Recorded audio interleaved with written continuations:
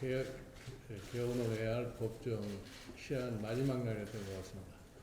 그러나 역시 20대 국회가 개원을 못하고 말았습니다. 저는 더불어민주당 대표로서 국민 여러분에게 대단히 죄송하다는 말씀을 드립니다. 그러나 이와 같은 사태가 벌어지게 된 가장 큰 원인은 선거 결과 스스로를 갖다가 정당들이 제대로 인정을 하지 않으려고 하기 때문에 발생한 거라고 생각합니다. 선거 결과는 엄연히 더불어민주당이 제1당이 되었습니다. 그러면 종전에 의회 관행상 1당이 국회의장을 차지하는 것은 더 이상 협상의 여지가 없는 당연한 거라고 저는 이게 생각을 합니다. 그러나 이것을 가지고 종전에 여당의 관행 등등을 운운하면서 지금 새누리당이 반드시 의장을 차지해야 되겠다 하는 얘기를 함으로써 어저께 실질적으로 이 개원이 불가능하게 됐습니다. 어느 한 당에서는 이 문제를 풀기 위해서 국회 내에서 투표로다가 의장을 선출하자 이렇게 얘기를 하고 있습니다만, 그럼 현재 의석의 비율로 봐서 여소야대가 된 상황에서 그러면 모든 문제를 사전에 타협에 의하지 않고 종전의 룰을 그대로 지키지 않으면서 투표로다 모든 걸 결정하려고 그렇게 생각하느냐는 이런 문제가 제기될 수가 있습니다. 저는 이번 선거를 갖다 끝내고 듣는 얘기가 이제는 협치를 할 수밖에 없다. 국민이 이제는 협치를 할 수 있도록 의석 배분을 갖다 해줬기 때문에 당연히 협치를 해야 된다. 이렇게 얘기를 합니다. 그리고 현재 우리는 여러 가지 국가적인 현안 사항이 많습니다. 경제도 매우 어려운 환경에 처해 있고 정부가 정세도 굉장히 불안하고 환경 문제 같은 것은 날로 심각해지는 양상을 갖다 띄고 있습니다. 이러한 문제를 해결할 것 같으면 여야가 서로 맞대고서 서로 상식선에서 양보를 하고 타협을 해야만이 이 문제를 신속하게 해결할 수가 있습니다. 물론 여당의 일각에서 생각하기에는 여당이 단독으로 모든 것을 해야만이 빨리 일이 결정될 것 같지만 지금 시대가 그런 시대가 아니고 우리 국민의 의식이 그거를 용납하지 않는다는 것을 이번 선거 결과로도 분명하게 나타나고 있습니다. 저는 새누리당에 촉구를 하는 바입니다. 하루빨리 선거 결과에 대한 승복을 갖다 하시고 원이 빨리 개원이 될 수 있도록 협조를 해주시기 바랍니다. 이어서 우상호 원내대표.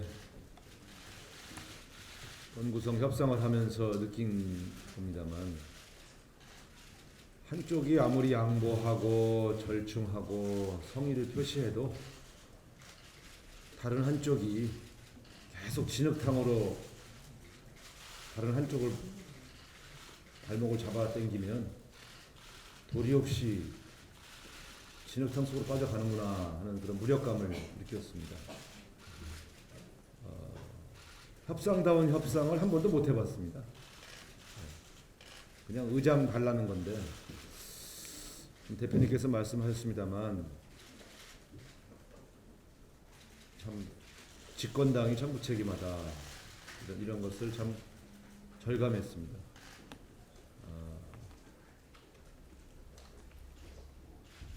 6월 국회를 하고 싶었던 이유는 가습기 살균제 피해자처럼 절박하고 억울한 사람들을 위해서 정말 열심히 일하고 싶었는데 참 도와드릴 수 없어서 참 마음이 무겁습니다. 세월호 유가족들의 눈물, 가습기 살균자 피해자 가족들의 절규, 이런 것들이 귀에서 계속 맴도는데 아무것도 도와드릴 수 없는 것이 죄송하다, 이런 말씀을 좀 드리겠습니다.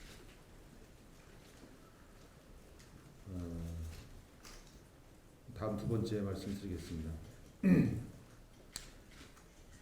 지금 중국 어선들의 출몰로 우리나라 서해 영토가 유린되고 있습니다.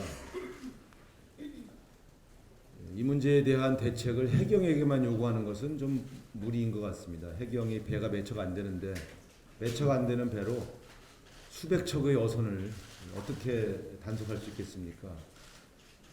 중국 어선들에게 두들겨 맞고 찍히고 이러면서 애를 쓰고 있는 해경들이 더 안타깝습니다. 이 문제는 우리 영토를 지키고 우리 어민들을 지킨다는 관점에서 장비도 없고 인원도 적은 해경에게만 혼을 낼 일이 아니다. 그래서 저는 이 문제는 군을 동원해야 되겠다. 그래서 해군과 해병대, 해경이 공동 작전으로 우리 영토를 지킨다 이런 마음으로 중국 어선 문제를 대책을 세워야 되겠다. 그래서 인력과 장비가 충분히 있는 군이 나서지 않고서는 이 문제는 영원히 해결될 수 없는 문제 아닌가. 그래서 이 문제에 대한 종합 대책을 다시 세울 때가 됐다. 그래서 무기를 사용하라는 취지는 아닙니다만 적어도 현재 여력이 있는 군 병력과 해경이 우리 영토를 지키고 어민을 보호한다고 하는 차원에서 공동으로 대책을 만드는 것이 바람직하겠다 이런 제안을 드리겠습니다. 이상입니다. 이어서 모 대학교 졸업장 4번입니다. 직무 대리라고 쓰여진 이 졸업장이 바로 교육부와 청와대에 오염된 대한민국 국립대학교 현 주소를 보여주고 있습니다. 2016년 6월 현재 대한민국 41개 국립대학 중 5개 대학이 총장이 없는 비정상적인 상태로 운영되고 있습니다. 선장도 없이 배가 망망대해를 운하고 있는 꼴입니다. 경북대학교 22개월, 동교대학교 27개월, 방송대 21개월, 전주교대 15개월, 해양대가 4개월째입니다. 이런 사태가 역대 정권에서 있었습니까? 참으로 부끄럽고 회개한 일이 아닐 수 없습니다. 이런 사태는 법령의 절차와 방식에 의한 민주적 공정한 선거를 통해 당선된 각 국립대학교 1순위 후보자를 법령상 제청기관의 교육부가 대통령의 임명제청을 이유 없이 거부한 것에서 비롯됐습니다. 이 교육부의 임명제청 거부 행위는 헌법 제30조 제4항의 대학의 자율성과 교육공무원법 제24조의 총장 선출의 자율성을 명백하게 침해하는 행위입니다. 나아가 교육부 장관에게 속한 제청권은 대통령 인사권을 보좌하는 기능을 하여함에도 불구하고 위법한 거부 처분함으로써 헌법 제66조 제4항의 대통령 인사권을 결과적으로 침해한 행위로 합니다.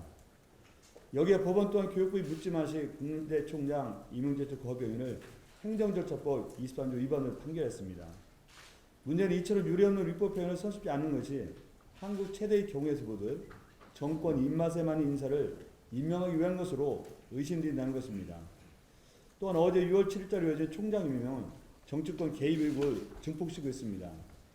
1순위를 뽑힌 후보자 임명 제청이 이유 없이 보류되다가 결국 2순위 후보자가 최종 임명되었습니다. 한마디로 무도한 권력행위입니다. 이 사태는 대학의 자율성에는 헌법적 가치가 걸린 문제이고 학습권과 학교의 자긍심이 심히 훼손당한 학생들의 피해를 더 이상 방치할 수 없는 중대한 사안입니다. 대법원은 총장 임명 제청권의 판단을 1년 이상 미루고 있습니다. 이 또한 명백한 직무유기입니다. 사법부의 빠른 결정을 촉구합니다. 둘째, 현 교육부는 묻지마시 임명제청 거부를 즉각 중단하고 대통령의 신속한 임명제청을 촉구합니다. 셋째, 대통령은 대통령 인사권을 침해하는 교육부에 대한 입장을 분명히 표명해야 할 것입니다. 더불어민주당은 지금까지 줄곧 교육부의 처사가 옳지 않다는 점을 누차 밝히고 조속하게 임명제청 밟아라 라는 촉구를 해왔으나 교육부는 시종 옵을 가는 입장을 바꾸지 않고 있습니다. 이에 더불어민주당은 임명제청 촉구를 넘어 이 사태를 누가, 왜, 어떻게 주도하겠는지 명백하게 밝히는 데 주력할 것임을 명백히 하는 바입니다. 이어서 6월 민주항쟁 29주년이 되는 기념일입니다. 이게 우리나라 정부, 행정안전부가 발송한 60기념항쟁 초대장입니다. 기념식 초대장입니다. 그러나 6월 민주항쟁을 정부가 기념하는 그 자리가 과연 현재 우리나라 민주주의를 제대로 되새겨보고 민주주의를 우리 국민의 것으로 확인하는 그런 자리가 될지 의심스럽습니다. 이 정부 들어와서 정치적 민주주의조차도 거꾸로 후퇴하는 역사의 퇴행을 지켜봐 왔고 더욱이 사회 경제적 민주주의는 더욱더 악화되고 그것이 바로 우리 내부적인 경제 위기의 한 요인이 되고 있습니다.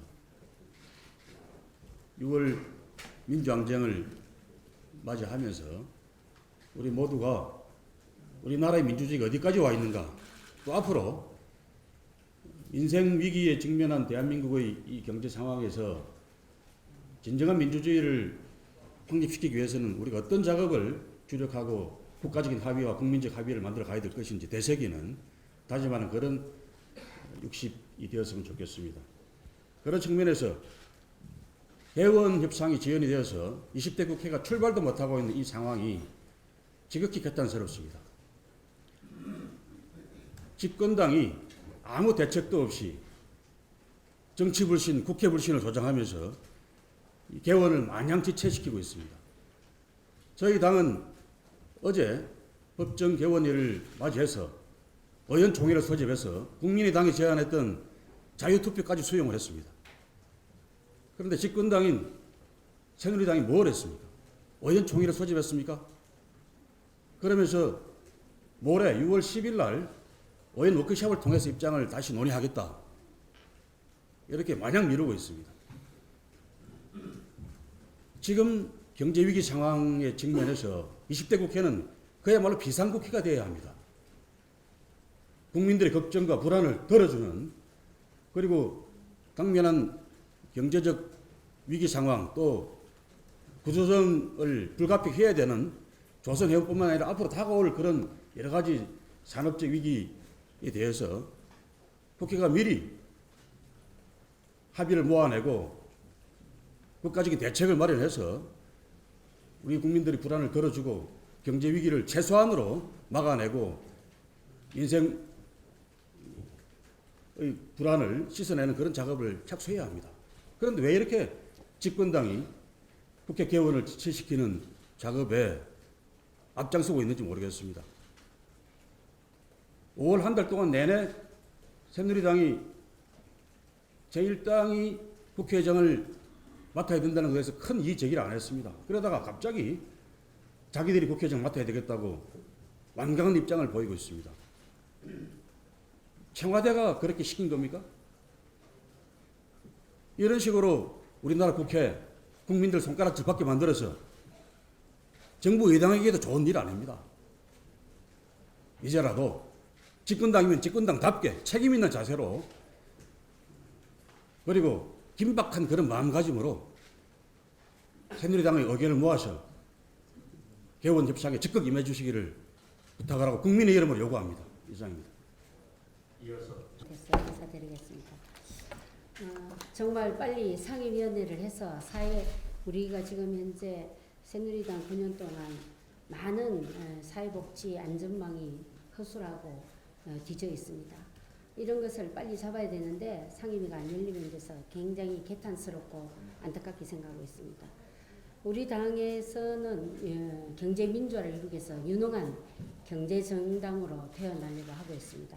특히 수권정당과 정권교체를 위해서 이렇게 경제정당이 되기 위해서는 사회복지정책이 무엇보다도 중요합니다.